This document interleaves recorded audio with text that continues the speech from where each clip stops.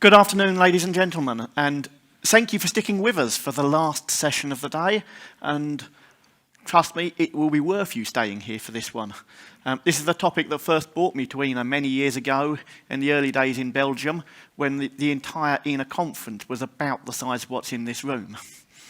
And we're going to look this evening with some real experts in the field at how different services handle emergency communications. And so, without further ado, I'd like to hand over to George, who's going to tell us how it is done in Greece. Thank you, Stephen. Good afternoon, ladies and gentlemen. Well, being fully aware that I am one of three standing between you and coffee and possibly dinner, I will discuss our experiences in building and sustaining our national 112 capability.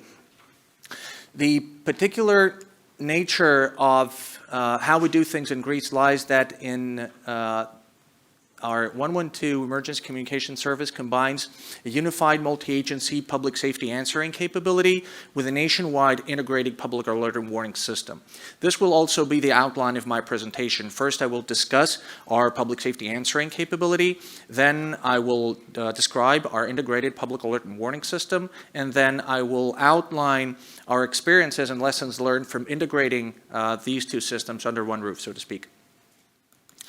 So in our structure, the National Emergency Operations Center is called the National Operations Coordination and Crisis Management Center. That's a direct translation from Greek. It loses something in translation. Just think of it as a National Emergency Operations Center. The 112 unit is part of that system, and one should think of it as a combination of a PSAP and a primary entry point for the integrated public alert and warning system. The added value of this structure is that it places the 112 system, both the PSAP and the emergency communications service, the public warning system, close to the decision-making point of the coordination point. This is roughly how the system is structured. In Greece, 112 coexists with national emergency numbers.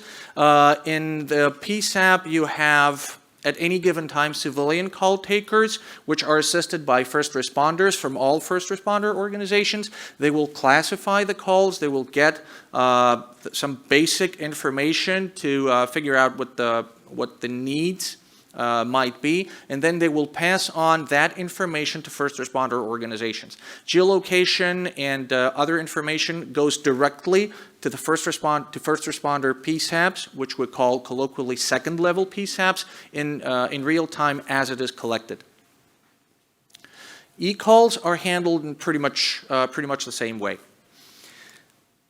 Here is a list, an outline of types of incidents, types of cases where our particular capabilities have come to bear. As you know, Greece is practically an island nation. We have about 6,000 islands, of which 227 are populated. Also, the length of the coastline of Greece is only slightly longer than the coastline of Africa, I mean the continent. So you understand that the Coast Guard is part of the ecosystem of traditional first responders. Therefore, we get a lot of calls from boats, from yachts, recreational boats and yachts in the summer, but we also get calls, usually calls from SIM-less cell phones, from boats carrying irregular migrants over the water. In addition, when emergencies occur in remote locations, our geolocation capabilities have proven instrumental in reducing a search and rescue operation to merely a rescue operation, or at least increasing the possibilities that a rescue operation will not end up being a body recovery operation.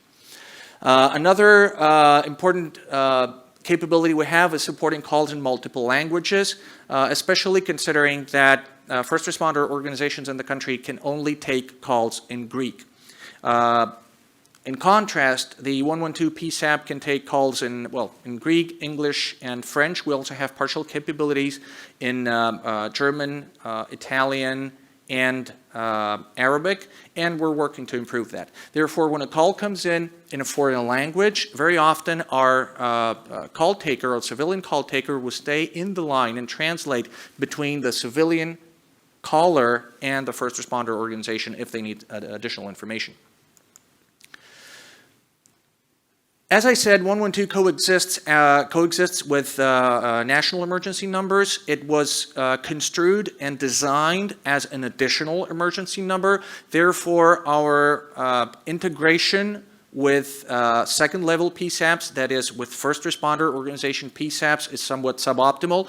We're working to improve that. As we speak, we're working with the fire service to integrate our platform with their incident management system, computer-aided dispatch system. As soon as we have completed that, we hope to expand that feature to other first responder organizations as well. With a view to maximizing reach, we have tried to integrate every technology we could get our hands on. So nowadays in Greece, you can dial 112, you can text 112, you can email, and you can even fax 112. Obviously, we don't advertise that latter feature too much. Okay, so please don't just showcase it on Twitter or anything.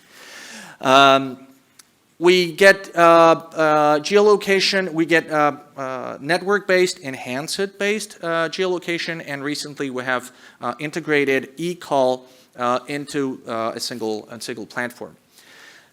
Continuous improvement is the name of the game in emergency management, and we're working to, right now we're working to expand our language capabilities, and we're also working to deploy AML for roamers. We hope to achieve this by the end of the year, if not by the end of the year, by the beginning of next year.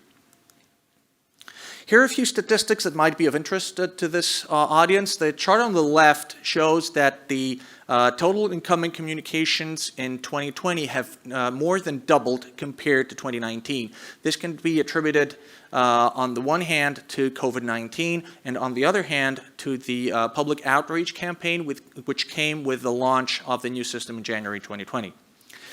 The chart on the right shows that the number of cases per year are also increasing, albeit at a much slower pace compared to incoming communications. I, for one, was surprised when I found out that about 97% of our incoming communications are false calls. We are a victim of the ubiquity of 112, so to speak. So you see that the total incoming communications are in the order of magnitude of millions, whereas the number of cases is in the order of magnitude of thousands. That's not a typo, that's a real number. We get a lot of pranks, we get a lot of false calls, kids playing with daddy's phone, and we get butt called a lot. Let me now move to the second part of my presentation, which is about the integrated public alert and warning system. It's a coordinated, comprehensive, and integrated system which can be used by Civil Protection Greece to deliver life-saving information to the public. The idea is that we send information,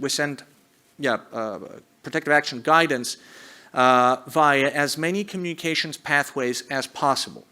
The objective is to produce an awakening effect by sending repeated, integrated, and consistent messages using multiple channels. Hopefully, we hope this way to produce an awakening effect which will help verify the message via social interaction and therefore increase the probability that the advice included in the message will be heeded. So cell broadcast is our primary communication pathway. However, there are alternatives for those who are unfamiliar with cell broadcast messages or those who don't have cell phones capable of receiving them. One can register to receive text messages, emails, or voice calls. We do realize that social media are an important public information tool. Although they are despite being a somewhat delayed public warning pathway. Therefore, we do publish the cell broadcast text on the social media accounts of the service. Designing the system has been a multidisciplinary exercise which brought together emergency management, social science, and ICT engineering. The decision to use the system is based on parameters such as the location, hazard or threat, the time and resources available. We started beta testing the system in the second semester of 2019. Roughly at the same time, we implemented an interim solution, which was based on a manual location-based SMS. We launched the system in January 2020, in January 1st, 2020, and it has since been used 186 times for a variety of alerts. Here are a few examples of alerts that we have disseminated, that we have issued using our system. On August 15, there was a fire at a plastics factory in an urban area close to Athens. August 15 is a national holiday and is the absolute peak of the holiday season in the country. As you can see in the photo here, it generated a smoke plume which extended over Athens. It was visible from kilometers away. And this is a screenshot of the CB message as it was received from a cell phone in the area. We sent a shelter-in-place alert. You will also notice that our CB alerts are written in English, in Greek and in English. And we also systematically add a URL sending people to the public to the protective action guidance section of our website. For technical issues regarding that, I will refer you to our IT director, Mr. Androulakis, and to our systems administrator, Mr. Kazoukas. And I say that because I distinctly remember that the first time we included a URL, Mr. Androulakis called me to report that our web page had crashed. Because we had caused a distributed denial of service attack on ourselves. That's an interesting factoid. Another occasion was the Hines Medicane, which affected Greece in September of 2020. Medicanes are short for Mediterranean hurricanes. They're non-frontal storms that have a closed surface wind circulation around a well-defined low-pressure center, which is warmer than the surrounding air. They come with intense shower and thunderstorm activity. Think of them as the hurricanes, the Atlantic hurricanes we watch on the news, only with a smaller surface and a much smaller intensity. They used to be a statistical outlier. However, they have increased and keep increasing in frequency and intensity, arguably because of climate change.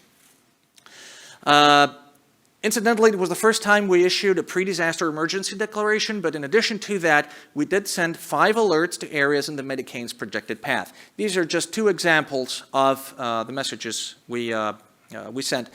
You will note that there is some consistency in the structure of the messages. You understand that there's a variety of message templates we use for these issues to make to speed up the process. However, the greatest contribution of IPAWS, or the Integrated Public Order and Warning System, came in this year's wildland fire season. When it changed the evacuation paradigm in the country. You might have noticed in the news that Greece faced one of the worst wildland fire seasons this year. Statistically speaking, it was the worst fire season in about 20 years. Only during the first 8 days of August, we had 586 new fires across the country. We use the system to streamline rapid and effective dissemination of instructions and other essential information. We did save lives by evacuating people. All in all, in August, we sent 98 alerts, of which 85 were evacuation warnings, and we estimate that we reached about 71,000 permanent residents based on the 2011 census. The The important thing to note here is that with 586 fires, we have had 0 casualties. Here are a few statistics about the use of our integrated public alert and warning system, which we colloquially refer to as GRI-PAWS. You will notice on the chart to the right of the slide that the vast majority of alerts is related to wildland fires. However, we have sent warnings and messages in response to urban and residential fires, earthquakes, medicanes, as we have discussed, COVID-19, and also in anticipation to tsunamis. The last part of my presentation will be about our experience from integrating these two systems under one roof.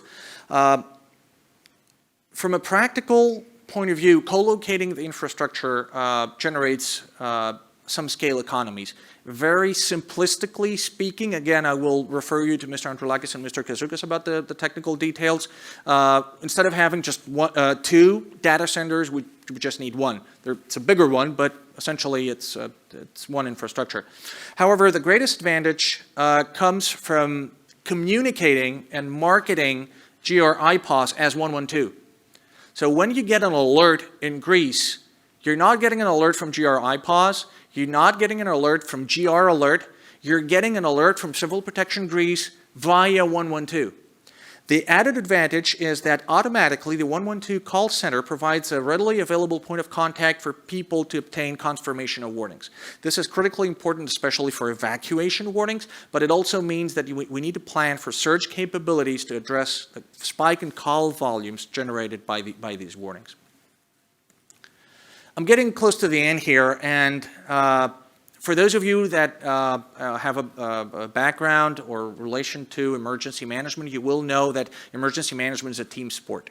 And in our case, our emergency management partners did not only include the first responder organizations and their respective political leadership, but also all cellular and landline service providers and all cell phone manufacturers which sell devices in the country. I'd like to take the opportunity to acknowledge the contribution of the Ministry for Digital Governance, which actually drove the development of the technical infrastructure of the service. I'd also like to take the opportunity to thank the Secretary General for Telecommunications, Dr. Stavris, who's sitting there in the front row, because he has been helping us from the background and the foreground, actually, for the last 2 years. And a lot of this would not have happened if he hadn't been here. Thanks.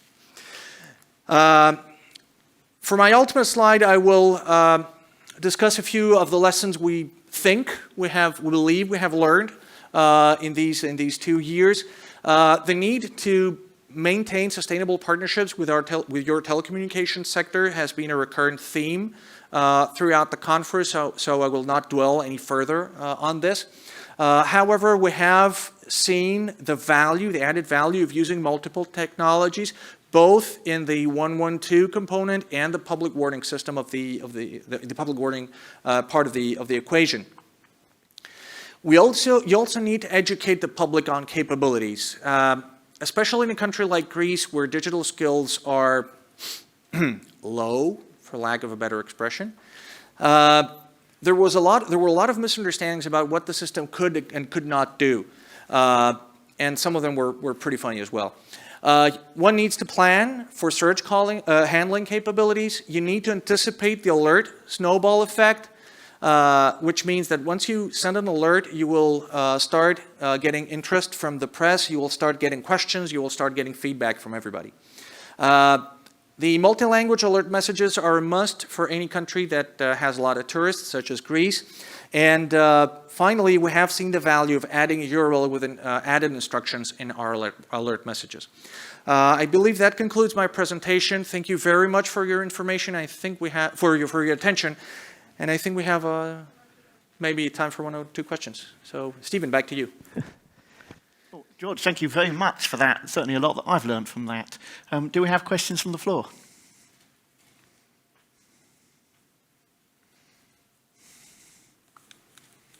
Stunned silence. You must have answered them all already, I think. You have one on the right. Thank you for this very interesting presentation. I would like you to talk a little bit more about the multi-language capability of your public warning. Public warning? Okay, so it's a two-pronged answer. First of all our CB messages are written both in Greek and in English. That's done systematically. So if you come to Greece and you get, if you speak English, you will, well, if you come to Greece, you'll get an alert in both languages systematically. So all you need to do is to speak English. Even if English is not your forte, you will get the URL sending you to the Protective Action Guidance section of our website. Now, that information is not specific to anyone, to any particular incident, but you do get protective advice in multiple languages, including French, Russian, Spanish, Albanian, and I think even Chinese, but that should be taken with a grain of salt. The second thing is that because the PSAP is a confirmation, works as a confirmation mechanism as well, even if you don't understand the message, you can call and they would probably be able to clarify much of the information. As I said, we have full-time capabilities in English and French. We do have some partial capabilities in German, Italian, and Arabic. We're working to make these, to expand those languages to cover all days on a 24/7 basis, and we are working to add some more languages. It will take time, though. Thank you very much. Thanks.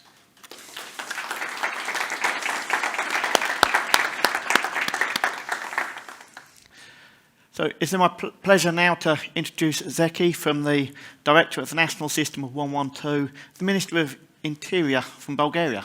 Well, the floor is yours. Thank you very much.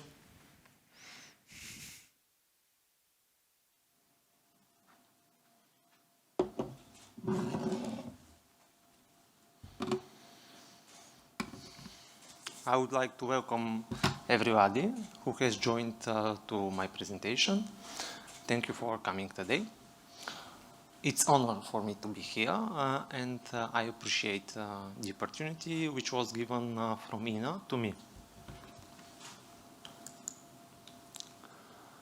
In my presentation, I would like to share with you the following themes: current handling of emergency calls, and our reforms and projects, especially Next Generation 112 project. First of all, I would like to give you some information about my country. Bulgaria covers a territory of almost 111,000 square kilometers. The population is currently almost 7 million. The country is divided into 28 provinces. We have received 12,000, almost 12,000 emergency calls per day. This sample is from the statistic for the past year. How does the Bulgarian 112 work? The number of PSAPs is based on the organization of the country into 6 economic regions. That's why we have 6 PSAPs, 1 per economic region. The PSAPs have the ability to be interchangeable, and they are interconnected within a dedicated network. And this functionality makes the system 112 very flexible in 2 ways. First, if there are no free call takers in one PSAP, the calls are redirected to another PSAP. And second, if one of the PSAP is not accessible due to failure, the calls to that PSAP are automatically redirected to one of the others. Data centers are 2, main data center in Sofia, in the capital, and backup data center in Russe. When we receive a call from a landline phone, it's routed automatically to the most appropriate PSAP. And if there is no free call taker in that PSAP, the call is redirected to the first available call taker. When we receive a call from a mobile phone, if SIM card is Bulgarian, the situation is the same like with the landline phone. But if SIM card is international, the call is routed to a free call taker who speaks the relevant language. And if there is no free call taker with the relevant language, the call is redirected to the first available call taker. The spoken languages by our call takers are English, German, Spanish, Italian, French, Romanian, Turkish, Greek, and Russian.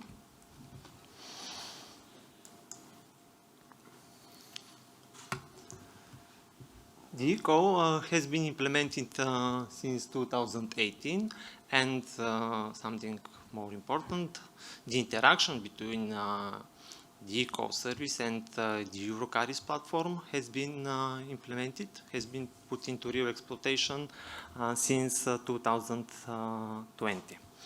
So, in addition to the data we receive from the MSD, we can extract more information, more useful information about the car through an automatic reference by the plate number or the VIN code of the car.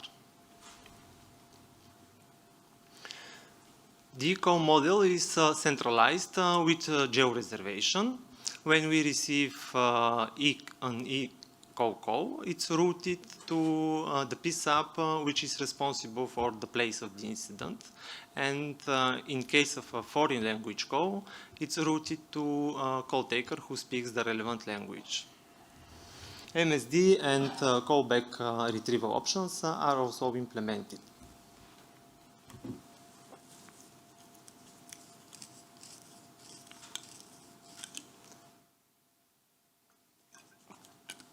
The service for access of people with hearing or speech disabilities to 112 has been implemented since the beginning of 2019.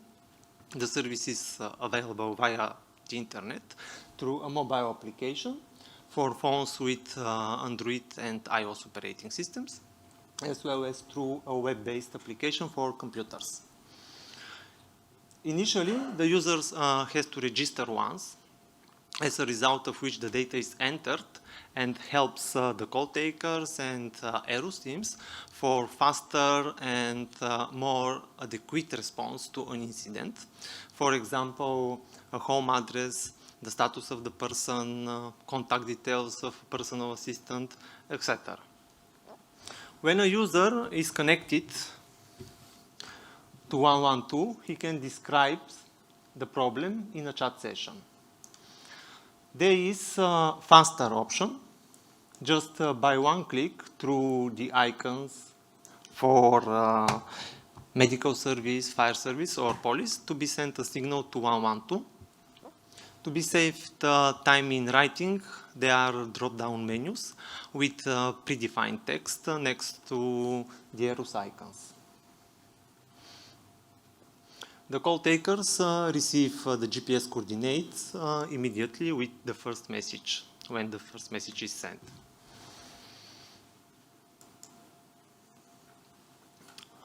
On this graph is shown the emergency call handling model used in Bulgarian 112. We have only one general emergency number, 112. The previous emergency numbers, the old emergency numbers, are still dialable, but they are rerouted to 112. And nowadays, less than 2% of all calls to 112 are to the old numbers. Highly trained civilian call takers handle emergency calls, gather the detailed data about the location and emergency of the caller, and classify the call. At this time, the ERUS dispatchers are available for conference calls with the citizens. Then supervisors decide which ERUS should be contacted depending on the information, and directed the incident to ERUS if needed. The dispatch of the intervention resources is done by ERUS teams. Since last year, we have one more option. Civilian VIP call takers handle emergency call, gather the detailed data, classify the call, and send the emergency case to the ERUS, or responsible ERUS, at the same time.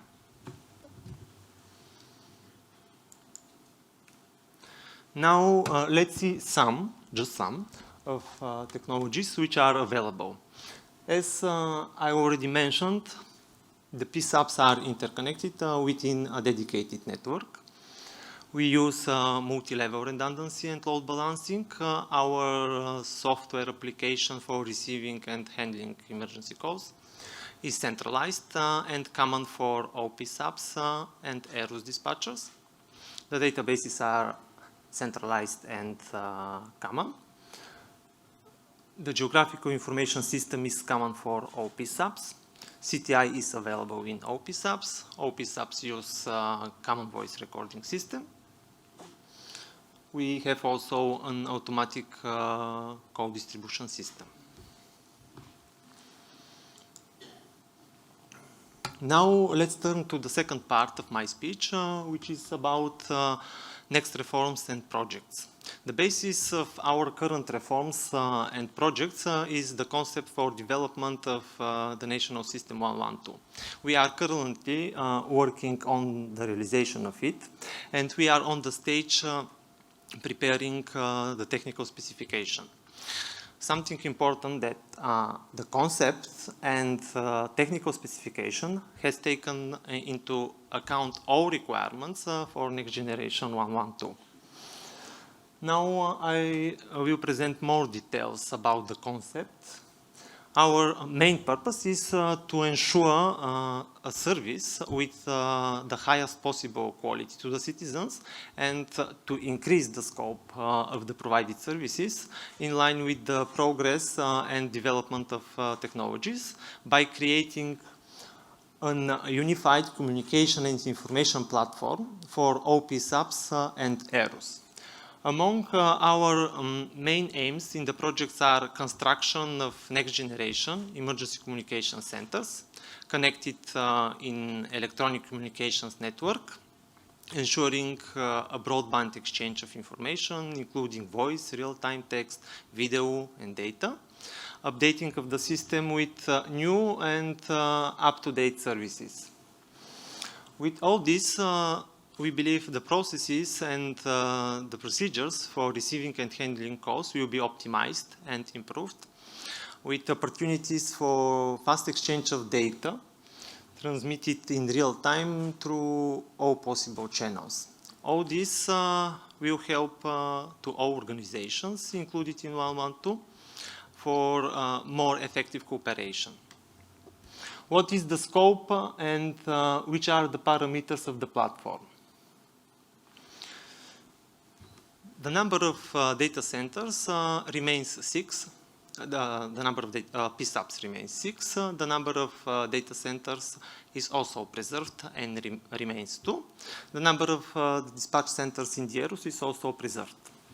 The number which will be changed, the number will be increased, is the number of users in the platform.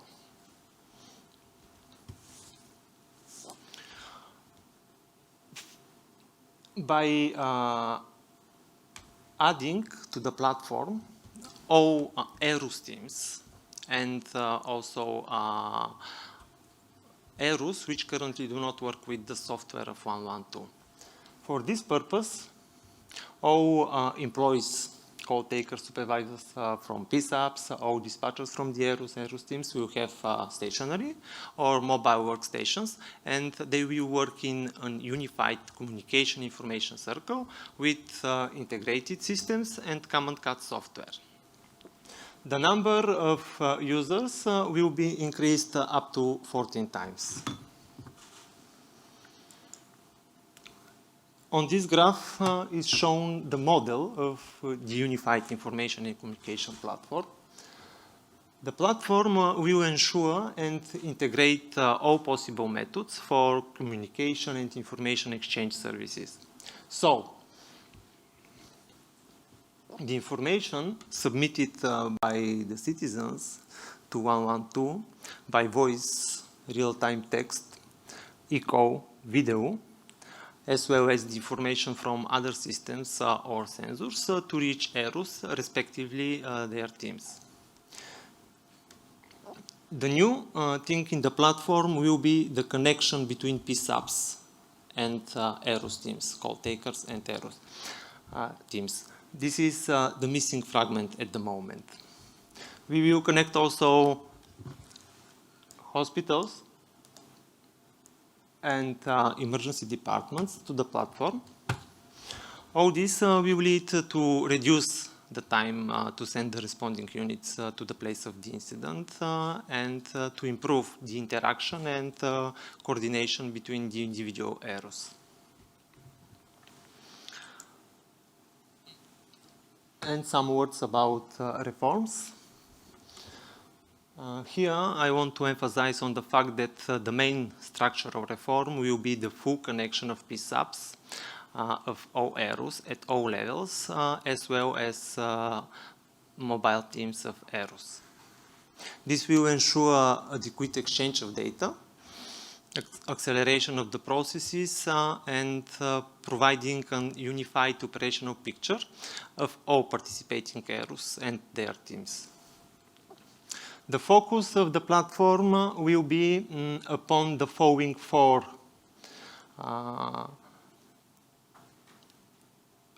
optimization of the services, innovation of the services, quality management, and optimization of the resources for handling a call. Technological reforms.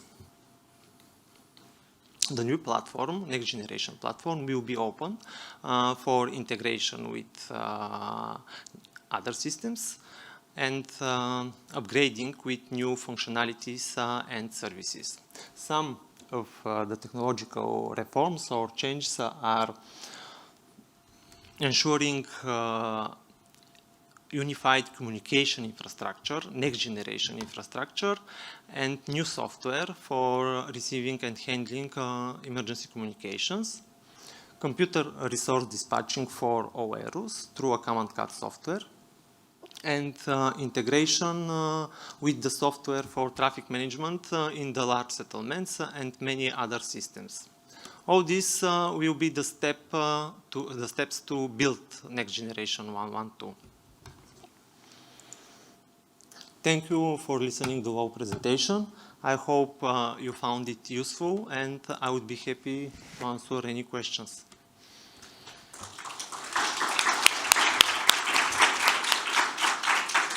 Zeki, thank you very much for an informative presentation there, and I'll throw the floor open to some questions.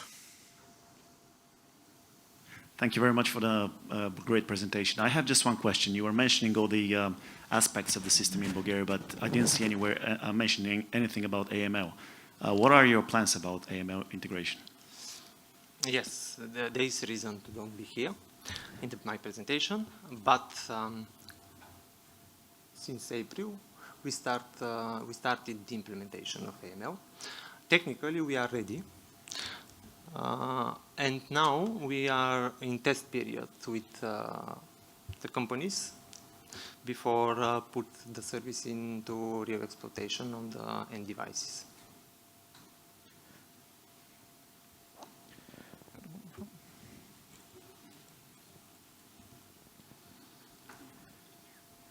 I have a question about language. You said that you have call takers in a variety of, who are fluent in a variety of languages. What if you can't tell what language the person is speaking in?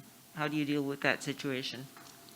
Can you repeat just higher? You mean what? Can you identify, what do you do if your call takers cannot identify the language of the caller, if it's not one of the languages that you have call takers who are fluent?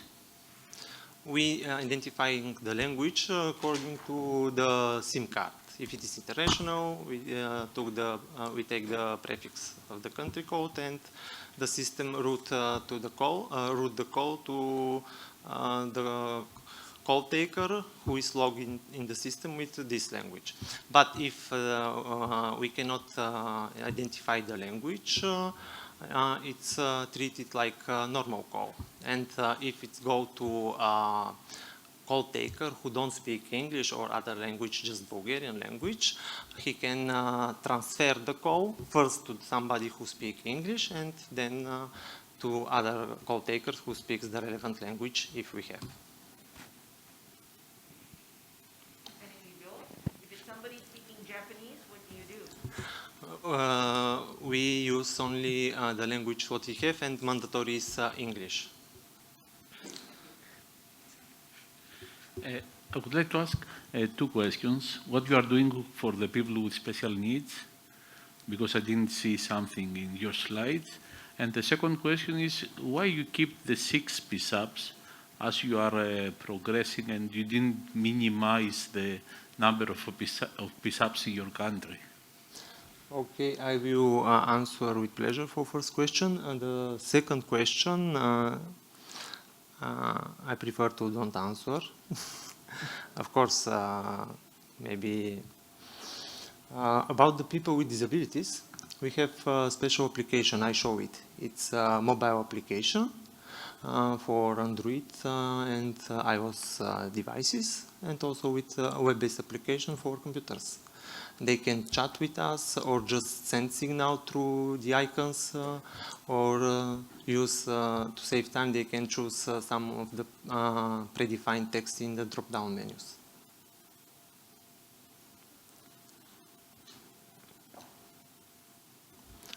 It's here.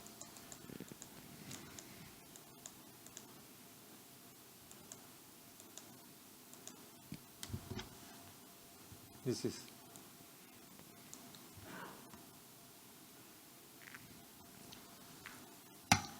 Hi, this is a question for the panel, really. I'm from the UK, and we've got a control room where we look after a lot of premises throughout Europe. And the biggest problem for us is actually calling the emergency services in Europe from outside. Can you give me an idea of what provisions you have in place to allow us to call emergency services if we need them, seeing as we can't use 112? Sorry, I'm not sure that I understand correctly your question. So basically, we're in the UK, and if we need to phone the emergency services in the likes of Bulgaria, yes, how do we call from the UK? We have agreement with PSAPDIR, and we have 2 contact points there. One is for PSAP in Sofia, and another one is for PSAP in Ruse. You can use these 2 contact points with long numbers. We provided to the PSAPDIRs 2 long numbers for these 2 PSAPs, and you can connect via them. I can perhaps add to that, because that's one of the successes of EENA as a project, is international call handling across Europe. And at the moment in the UK, if you dial 999, your call will be handled by a UK emergency service, but that call can now be passed to anywhere in Europe relatively seamlessly, with a lot of work being done behind the scenes with BT and other organisations, as national organisations in Europe. The next challenge is the rest of the world, but we're working on it.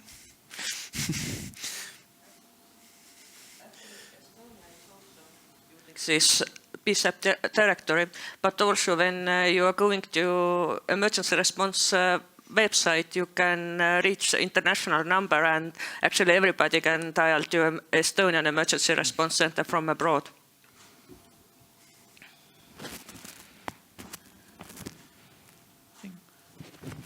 We do have time if anyone else has any other questions for any of the panel.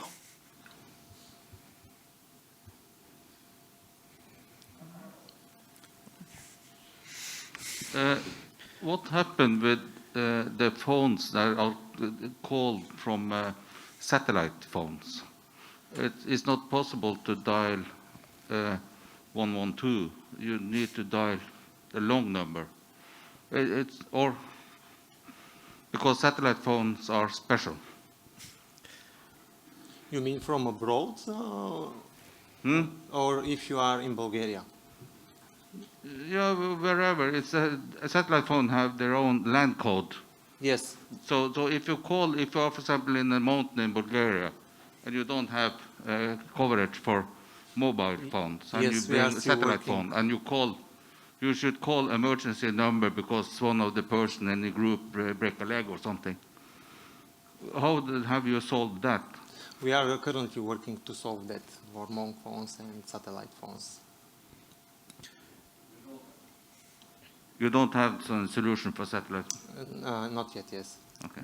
I think one of your challenges might be there, if you can get hold of any emergency control room anywhere in Europe, we have the capability of passing that call around. So you only have to learn one long dial number if you're regularly using satellite phones, and we will struggle perhaps, but we will cope with passing that call to where it's needed.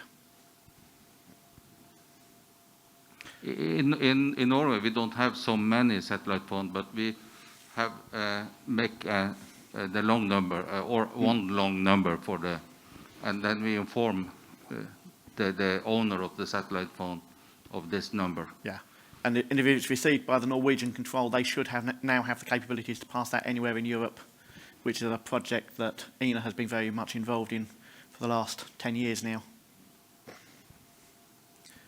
So I am absolutely certain that some of you will have questions you don't want to ask in the public forum, and I'm very aware that today we've had 3 experts from 3 countries.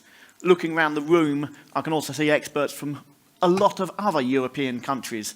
Downstairs, we've got some of the local call handlers can tell you what's going on here.